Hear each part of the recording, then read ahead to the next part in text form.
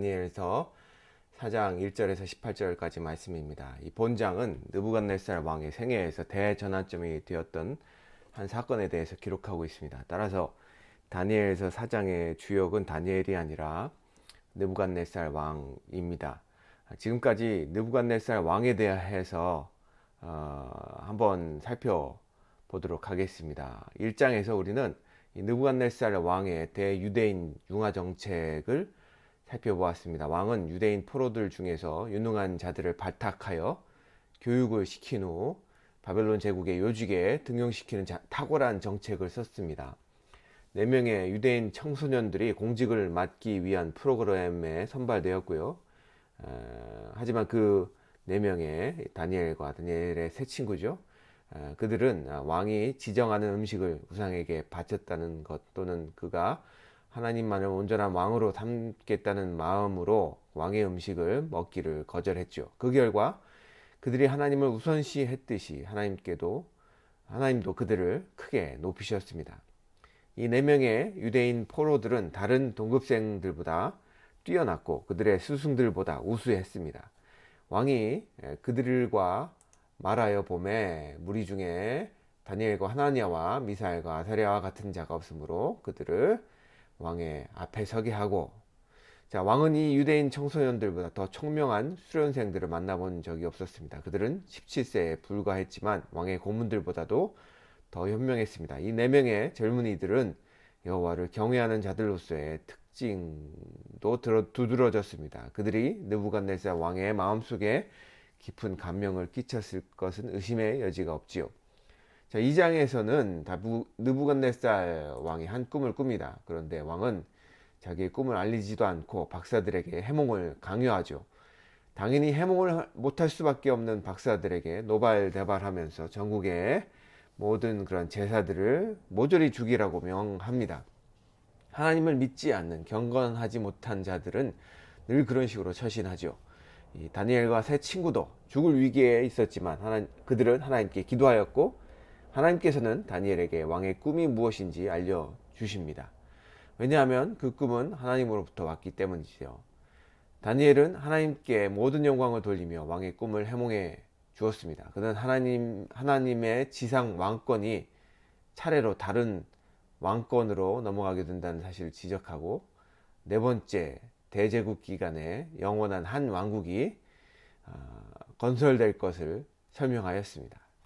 느부갓네살 왕은 자신의 믿었던 신앙이 종교가 무익함을 깨달았고 2장 47절에 이렇게 고백을 합니다. 왕이 대답하여 다니엘에게 이르되 너희 하나님은 참으로 모든 신들의 신이시요 모든 왕의 주제이시로다. 내가 능히 이 은밀한 것을 나타내었으니 내 하나님은 또 은밀한 것을 나타내시는 이시로다. 이 구절은 왕이 얼마나 큰 감명을 받았는지를 말해 줍니다.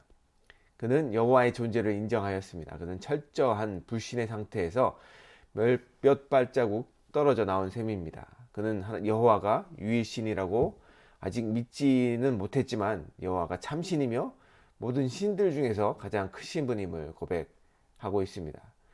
그러나 인간은 참 잊기를 잘하는 존재입니다. 우리에게 대단히 중차대하게 보이는 것도 시간이 흐르다 보면 그만 흐지부지해지는 경우가 많습니다. 느부갓네살 왕은 1장과 2장 끝부분에서 보듯이 하나님을 깊이 깨달았음에도 불구하고 3장에서 드러나는 것처럼 전혀 영적인 변화를 얻지 못하고 있습니다. 3장에 느부갓네살 왕은 회개한 신상을 세우고 경배할 것을 강요했습니다.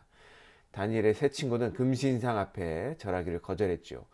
느부갓네살 왕은 매우 노하여 다니엘의 세 친구들을 맹렬한 용광로 속에 내던졌습니다. 그런데 그가 보는 눈 앞에서 3명의 유대인 관리들이 이 세 친구들이 하나님의 아들과 함께 아무 상함도 없이 불 속에서 걷는 모습을 목격하고는 28절과 29절에 3장 28절과 29절에 고백을 하게 됩니다. 느부갓네살이 말하여 이르되 사드락과 메삭과 아벤느고의 하나님을 찬송할지로다. 그가 그의 천사를 보내사 자기를 의뢰하고 그들의 몸을 바쳐 왕의 명령을 거역하고 그 하나님 밖에는 다른 신을 섬기지 아니하며 그에게 절하지 아니한 종들을 구원하셨도다. 그러므로 내가 이제 조서를 내리니 각 백성과 각 나라와 각 언어를 말하는 자가 모두 사드락과 메삭과 아벤누고의 하나님께 경솔히 말하거든 그 몸을 쪼개고 그 집을 거름토로 삼을지니 이는 이같이 사람을 구원할 다른 신이 없음이니라 하더라.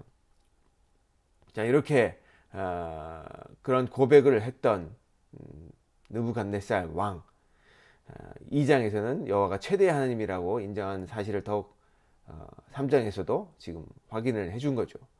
그는 다른 어떤 신도 여호와와 같이 구원을 해줄 수 없다는 것을 시인했습니다. 그는 거의 여호와 이외에 다른 신이 없다고 말할 정도였습니다. 그럼에도 불구하고 왕의 의지가 꺾였다는 증거는 본문에서 찾아볼 수가 없습니다. 그는 아직 하나님께 진정으로 고개를 숙이고 경배할, 자신의 하나님으로 경배할 단계에 있지 않았습니다. 그의 속마음은 여전히 완강했기 때문입니다. 그는 진리를 듣고 그것이 사실이라고 시인하였지만 자신을 투신하지는 않았다는 것이죠.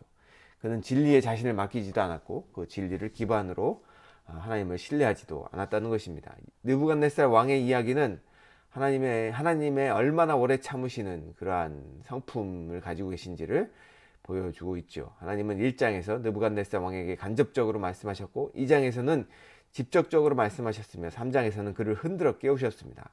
하나님은 계속해서 그의 마음을 두드리고 또 두드리셨습니다. 그러나 왕의 마음은 하나님을 향해 마냥 닫혀 있었습니다.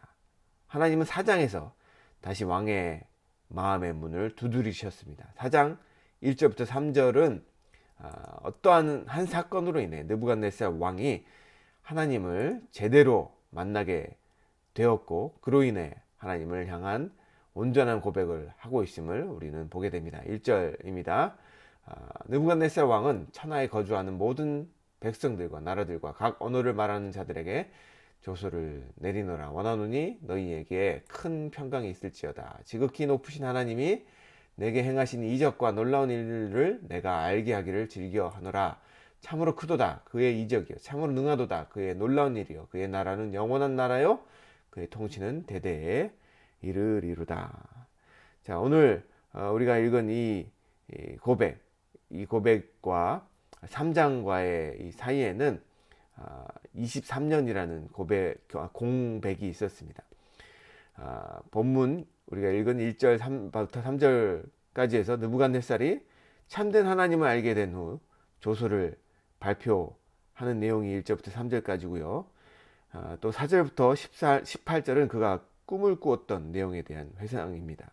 1절을 보시면 느부갓네살 왕은 천하에 거하는 모든 백성들과 각 나라들 그리고 각 방언을 하는 자에게 조서를 내리죠. 그 조서의 내용은 정치적인 것이 아니라 영적인 것입니다. 2절을 보시면 그는 하나님을 지극히 높으신 하나님이라고 부르고 있고 그는 하나님이 대바벨론 제국의 왕인 자기보다 훨씬 높으신 분임을 알았습니다. 그는 이 하나님께서 자신에게 행하신 이적과 기사를 모든 사람들에게 알리기를 원했습니다. 그의 조서의 내용이 무엇입니까? 3절을 보십시오. 크도다 그 이적이요 능하도다 그 기사요 그의 놀라운 일이요 그의 나라는 영원한 나라요 그의 통치는 대대에 이르리로다. 그의 조서의 내용을 볼 때 그는 하나님을 인격적으로 만났으며 정확히 알고 있음을 알 수 있습니다. 20여 년 전에 내린 조서에서는 사드락 메삭 아벤누고의 하나님을 찬양하였지만 지금 그의 조서에는 직접 자신이 하나님의 능력을 체험했기 때문에 그의 하나님에 대해서 그가 발견한 유일하신 하나님 그리고 하나님의 나라는 영원하고 그 통치도 영원하다는 고백을 지금 하고 있는 것이죠. 그렇게 우상 숭배자요 교만하고 포악한 이방 나라의 절대 군주였던 이 느부갓네살 왕이 하나님의 오랜 인내하심과 하나님의 절대적인 능력 속에서 그가 참 하나님을 자신의 하나님을 발견했던 것이죠. 4절부터는 하나님께서 그의 생애에 어떻게 간섭하시고 큰 역사를 행하셨는지 간증하는 내용들이 쭉 나옵니다. 나 느부갓네살이 내 집에 편히 있으며 내 궁에서 평강할 때에 한 꿈을 꾸고 그로 말미암아 두려워하였으니 곧 내 침상에서 생각하는 것과 머릿속으로 받은 환상으로 말미암아 번민하였노라. 이러므로 내가 명령을 내려 바벨론의 모든 지혜자들을 내 앞으로 불러다가 그 꿈의 해석을 내게 알게 하였느니라. 그때에 박수와 술객과 갈대아와 술사와 점쟁이가 들어왔으므로 내가 그 꿈을 그들에게 말하였으나 그들이 그 해석을 내게 알려주지 못하였느니라. 그 후에 다니엘이 내 앞에 들어왔으니 그는 내 신의 이름을 따라 벨드사살이라 이름한 자요 그의 안에는 거룩한 신들의 영이 있는 자라. 내가 그에게 꿈을 말하여 이르되 박수장 벨드사살아, 내 안에는 거룩한 신들의 영이 있은즉 어떤 은밀한 것이라도 내게는 어려울 것이 없는 줄을 내가 아노니 내 꿈에 본 환상의 해석을 내게 말하라. 여기서 보면 거룩한 신들의 영이 다니엘에게 있다라고 지금 느부갓네살 왕이 표현하잖아요. 이것은 어떤 이디엄입니다. 다시 말해서 바벨론아 너는 신령하니 라는 그러한 의미이죠. 자, 10절을 계속해 보겠습니다. 내가 침상에서 나의 머릿속으로 받은 환상이 이러하니라. 내가 본즉 땅의 중앙에 한 나무가 있는 것을 보았는데 높이가 높더니 이 나무는 바벨론 왕을 상징하죠. 그 나무가 자라서 견고하여지고 그 높이는 하늘에 닿았으니 그 모양이 땅끝에서도 보이겠고, 자, 바벨론 제국의 그 왕의 위엄을 지금 말하고 있는 것이죠. 그 잎사귀는 아름답고 그 열매는 많아서 만민이 먹을 것이 될 만하고 들짐승이 그 그늘에 있으며 공중에 나는 새는 그 가지에 깃들이고 육체를 가진 모든 것이 거기에서 먹을 것을 얻더라. 자, 바벨론 왕 느부갓네살 왕을 통해서 많은 자들이 만민이 그 안에서 거하며 먹을 것을 먹게 된다라는 표현입니다.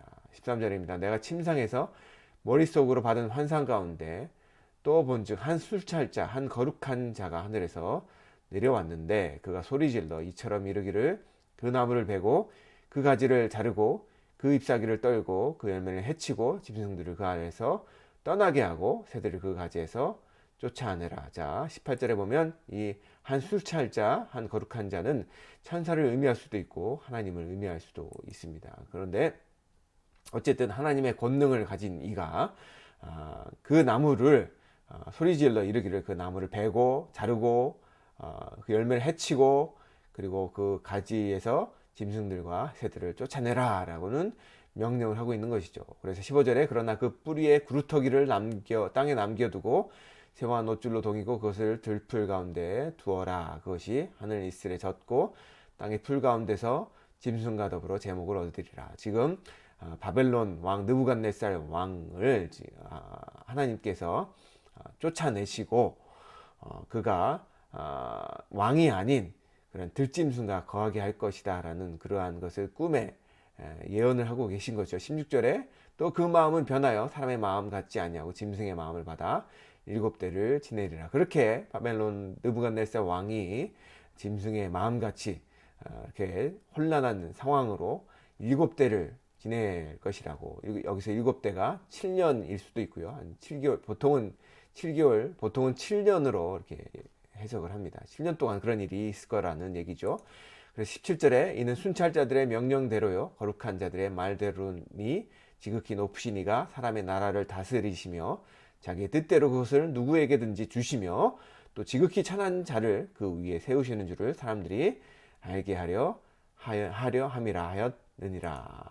나 느부갓네살 왕이 이 꿈을 꾸었나니 너 벨드사살아 그 해석을 밝히 말하라. 내 나라 모든 지혜자가 능히 내게 그 해석을 알게 하지 못하였으나 오직 너는 능히 하리니 이는 거룩한 신들의 영이 내 안에 있음이라. 너는 신령하니 내게 꿈을 알게 할 수 있을 것이다 라는 말이죠. 자, 19절부터는 다니엘의 그 꿈에 대한 해석이죠. 자, 오늘 말씀에서 결론은 사실 17절 말씀입니다. 이것은 하늘에 하나님이 계시다는 것이죠. 지극히 높은 곳에 하나님이 계신데 그 하나님이 인간의 사람의 나라를 다스리며 그 하나님의 뜻대로 그것을 누구에게든지 주시며 또 지극히 천한 자를 그 위에 세우시는 줄을 사람들이 알게 하려 함이라 하였느니라. 자, 지금 하나님께서 느부갓네살 왕에게 그 꿈을 주셨던 것은 그래서 느부갓네살 왕을 1절부터 3절까지 말씀처럼 그렇게 변화를 그렇게 하나님을 제대로 알게 만드신 이유는 하나님이 이 세상 왕들을 세우시고 이 세상 왕들을 다스리시고 그리고 하나님의 뜻대로 이 세상을 주관하시는 하늘의 왕이심을 알게 하기 위함이시라는 것이죠. 이렇게 오늘 다니엘서 4장 말씀은 이 느부갓네살 왕과 하나님 참된 하늘의 왕이신 하나님 왕과의 관계를 잘 보여주고 있고요. 아무리 인간의 땅에서 강력한 제국을 가지고 있는 왕도 하나님의 주권 아래 있음을 우리는 보게 됩니다. 우리의 삶, 우리의 모든 그러한 인간의 역사는 모두 하나님의 주권 아래 있죠. 오늘 살아가는 우리 귀한 성도님들, 여러분들이 살아가는 이 순간도 다 하나님의 주권 아래에 있습니다. 그러므로 여러분들이 의지할 분은 누구신가요? 여러분들이 의지할 분은 바로 하나님이시라는 것입니다. 오늘도 우리를 주관하시고 이 세상을 다스리시는 하나님을 여러분들의 왕으로 모셔드리고 믿음으로 승리하시며 사시기를 주님의 이름으로 축원합니다.